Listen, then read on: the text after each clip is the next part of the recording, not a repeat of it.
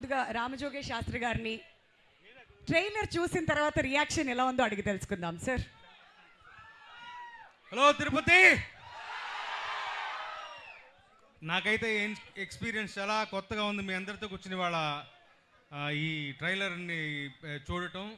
చిన్నపిల్లాడిని అయిపోయాను ఒకప్పుడు, ఎప్పుడు కూడా మెగాస్టార్ గారి వీరాభిమాని నేను.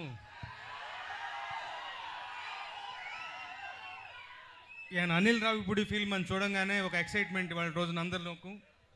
సంక్రాంతికి డెఫినెట్గా వచ్చి బలమైన హిట్ కొడతాడన్నటువంటి విశ్వాసం అందరికీ నాకు మరీ ఎక్కువగాను.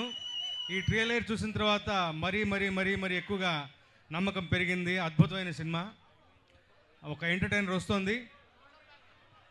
అందరూ అనిల్ రావిపూడిని పందెంకోడి అంటున్నారు, సంక్రాంతి పందెంకోడి అంటున్నారు.